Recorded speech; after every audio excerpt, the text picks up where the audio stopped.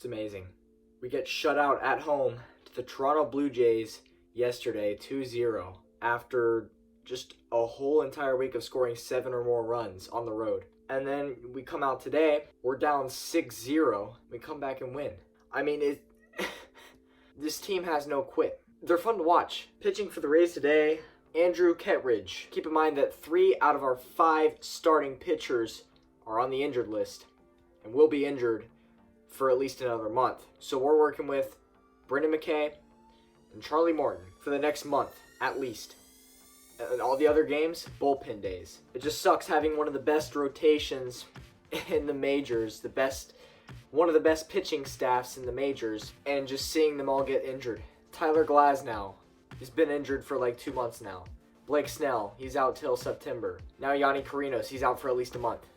I mean, what can you do, really? Anyways, Kettridge went 2 innings played, allowed 2 hits, 3 runs, 1 walk, 6 strikeouts. So not the best start, not an ideal start. Top of the second, Brandon Drury homers. It's a 3-run homer, 3-0 Blue Jays. Top of the third, Big EO homers, 4-0 Toronto. In the top of the fourth, 2 more would score off a throwing error by Matt Duffy. 6-0 Toronto. In the bottom of the 4th inning, Avisail Garcia hits a 2-run home run. Then Willie Adames would have a 2-run home run. And then Austin Meadows would have a 2-run home run. And before you know it, it's tied. One inning, 6 runs to tie it in 1 inning. Incredible. Unfortunately, the next scoring play wouldn't come until extra innings. It was the bottom of the 10th. Bases loaded, 0 outs for the Rays. 0 outs with the bases loaded. Tommy Pham strikes out. Travis d'Arnaud strikes out. The Rays would win on a walk-off, but not thanks to the batter. Thanks to the Blue Jays pitcher. He threw a wild pitch, and Kevin Kiermaier scored, and that's how the Rays walked it off. If the Rays had bases loaded with 0 outs and didn't win there, we would have lost that game. It was all thanks to that wild pitch we won. I mean, obviously.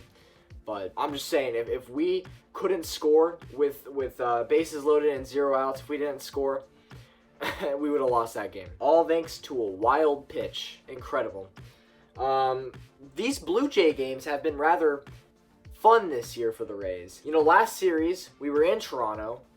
Game 2 of that series, the Rays were leading by 7 runs. Toronto came back and won. And then the very next day, the Blue Jays led the Rays by 7 runs, and then the Rays would come back and win. Biggest Uno reverse card in history. I don't think that's happened, I think they said since 1904, or sometime in the 10s. Sometime in the 10s was the last time that happened in the majors. Incredible stuff. Biggest Uno reverse card in MLB history, just straight up right there. It kind of sucks that this is happening against the Blue Jays. Obviously, they're not the best team this year. They're in a rebuilding phase. So you'd like to take advantage and take these series wins, which the Rays have been doing. We haven't lost a series to the Blue Jays since the 2017 season. The series is tied 1 apiece right now. We go for the win tomorrow. You know, this month it's a really easy schedule for the Rays. The majority of these teams we're playing have a below 500 record. So the Rays really just need to take advantage and win these series here. Maybe a sweep or 2 would be nice. You know, we just swept the Marlins. Take it was only a 2-game series, but a sweep is a sweep, am I right? The Rays are now 66-49, 17 games above 500.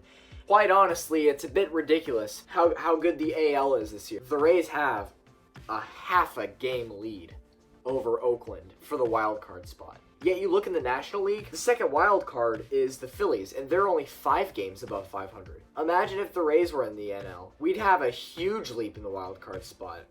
We'd pretty much have it almost sealed by now. I mean, it's just insane. We have half a game lead in the second wild card spot, and we're 17 games over 500. You go to the National League, the second wild card spot is the Phillies, and they're 5 games above 500. And just to let you know, the first wild card spot is the Washington Nationals, and they're 7 games above 500. If the Rays played in the NL Central, they'd be in first place by 8 games. But no, we're in the stacked AL East with a Yankees team that has what seems to be an unlimited amount of money to spend every year because they have that mark, and the MLB does not have a salary cap. So yeah, it's frustrating, but what can you do? This month right here, August of 2019, will determine whether or not the Rays will make the playoffs, in my opinion. Because right now it's a race between the Rays and the Athletics for the second wild card spot. The Rays have an incredibly easy schedule, and the Oakland Athletics have a pretty tough schedule. If by the end of this month the Rays aren't leading by a good amount of games over the Athletics, then playoffs aren't looking too good for us. Anyways, with all that being said, Rays up, Rays win this one. Brendan McKay starts tomorrow for the Rays. We go for the series win over the Toronto Blue Jays, and I will see you then. Peace out.